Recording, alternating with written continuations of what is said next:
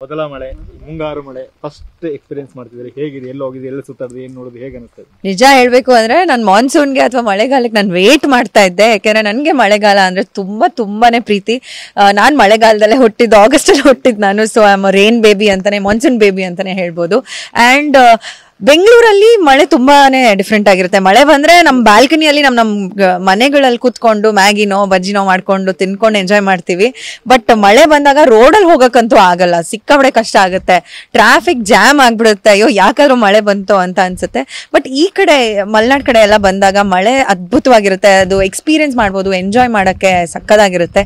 Especially ಕಾರಲ್ಲಿ drive ಮಾಡ್ಕೊಂಡು ಹೋಗೋದಕ್ಕೆ ತುಂಬಾ ಮಜವಾಗಿರುತ್ತೆ. ಅಂಡ್ ಬೈಕರ್ಸ್ ಕೂಡ, ಸುಮಾರಷ್ಟು ಜನ ಬೈಕರ್ಸ್ ಕೂಡ ಬರ್ತಾರೆ ಮಳೆಗಾಲದಲ್ಲಿ.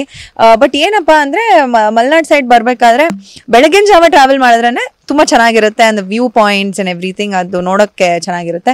ರಾತ್ರಿ ಒಂದ್ ಸ್ವಲ್ಪ ಡೇಂಜರಸ್ ಅಂತಾನೆ ಹೇಳ್ಬೋದು. ಇಲ್ಲಿ ಒಂದಷ್ಟು ಕಡೆ ಮರ ಬಿದ್ದು ಕೇಬಲ್ ಕಟ್ ಆಗಿರೋದಾಗಿರ್ಬೋದು, ಆ ಥರದ್ದೆಲ್ಲ ಆಗಿದೆ. ಸೊ ಸ್ವಲ್ಪ ಪ್ರಿಕಾಷನ್ಸ್ ತಗೊಂಡು ಬರ್ಬೇಕು ಅಂತ ನಾನು ಕೇಳ್ಕೊಂತೀನಿ. ಈ ಮಳೆ, ಈ ಮಿಸ್ಟ್, ಈ ವಾತಾವರಣ ಹೇಗೆ ಅನ್ಸುತ್ತೆ? ತುಂಬಾ ಬ್ಯೂಟಿಫುಲ್ ಆಗಿದೆ. ಒಂಥರ ಮ್ಯಾಜಿಕಲ್ ಡ್ರೀಮ್ ಲ್ಯಾಂಡ್ಗೆ ಹೋದಂಗೆ ಅನ್ಸುತ್ತೆ ನನಗೆ. ನಾನು ಹೇಳ್ದಾಗೆ ನನಗಂತೂ ಮಳೆ ಸಿಕ್ಕಾಪಟ್ಟೆ ಇಷ್ಟ. ಮಳೆ ಜೊತೆಗೆ ಈ ಒಂದು ಫಾಗ್ ನೋಡ್ತಾ ಇರ್ಬೋದು ನೀವು, ತುಂಬಾನೇ ಮ್ಯಾಜಿಕಲ್ ಆಗಿದೆ. ಇದು ನಿಮ್ಗೆ ಬೆಂಗಳೂರಲ್ಲಿ ಅಥವಾ ಯಾವುದೇ ಸಿಟಿಯಲ್ಲಿ ಈ ತರ ನೋಡಕ್ ಸಿಗಲ್ಲ. ಬೆಳಗಿನ ಜಾವ ಸಿಗ್ಬೋದೇನೋ, ಬಟ್ ಇವಾಗ ಮಧ್ಯಾಹ್ನ 3 ಗಂಟೆ ಏನೋ ಆಗಿದೆ. ಬಟ್ ಈ ತರ ವೆದರ್ ಎಲ್ಲೂ ಸಿಗಲ್ಲ.